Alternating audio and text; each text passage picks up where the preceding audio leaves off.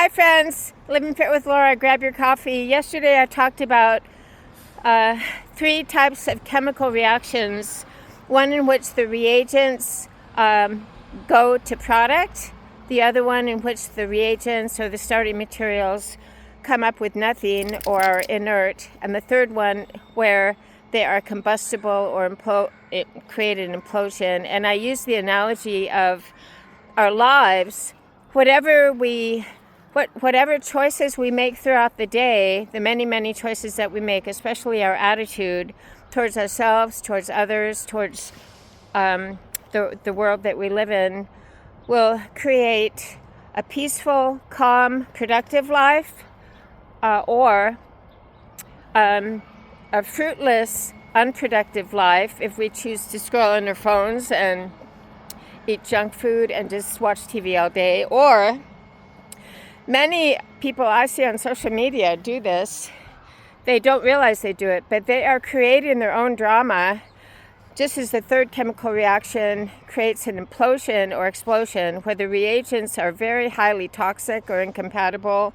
The laboratory is in non-compliance as far as good laboratory practice. For those of you who want a different analogy and are not particularly into chemistry, because I tend to think like a chemist, we don't get up in the morning and grab a dirty dish from the dishwasher or a dirty coffee cup to drink our coffee from, right? We don't. We grab clean clothes from our dresser. We don't grab dirty clothes from the hamper. If we choose to not vacuum for 3 months, and then we complain that we are not feeling well, we are coughing, our place is a pigsty, then we don't throw a rug or an area carpet over the dirty carpet. In other words, let's stop putting Band-Aids on things.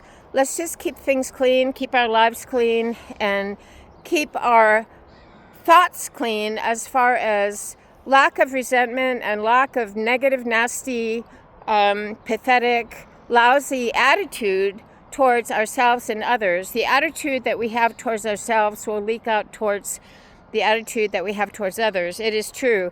I see a lot of people on Facebook complaining about their awful parents. There's an epidemic of young adults estranging themselves from their parents because their parents created trauma. I see a lot of people complaining about trauma and this and that and their awful lives. And there are actually Facebook groups about narcissism and complaining about our husband. And listen, I was sort of reading those.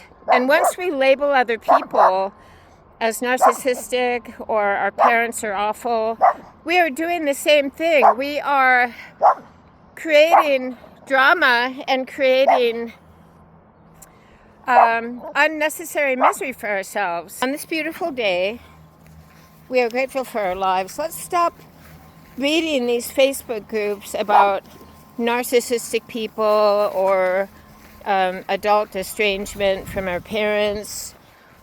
If you choose to label and critique every single person that you meet as toxic or narcissistic, you are wasting your life. There are much more beautiful, productive ways to use your time. Listen, what we think about all the time gets bigger, and so let's stop judging and criticizing and labeling other people. Getting very tangled up here in the leash. So what if people are narcissistic? What other people do or don't do or the way they live their life is none of our business. We want to be an instrument of hope. We do not allow other people to negatively impact our lives. That is creating drama, just as the third chemical reaction. By the thoughts that we think, by the ways that we choose to categorize and judge people. I have people mad at me for 40 years. I have people who had chosen to be mad at me recently, and I'm hoping they won't choose to stay mad for the rest of the years that I am on this earth. But if they choose to do that, I cannot control other people who want to be mad and want to be negative and want to play victim and martyr. Say that again. We cannot control other people if they want to play victim, martyr, or stay mad at people by labeling and dissecting other people as narcissistic or as this or that and complaining about it. We're doing exactly that. I was actually doing that a few years ago. So what if we meet a narcissistic person? Many people are very self-centered because they are very much in need of attention, and that is the way they get attention, by bringing everything to themselves. And that is why I keep telling my friends to not live in the little me bubble, not live a self-absorbed life, because it is a very sad way to live, and it is a bottomless pit. It is quicksand, my friend. So on this beautiful day, I'm going to get my exercise before it gets too hot. We say, this is the day my Lord has made. I will rejoice and be glad in the day. I will continue moving forward to those things that lie ahead, putting behind me those things that lie behind.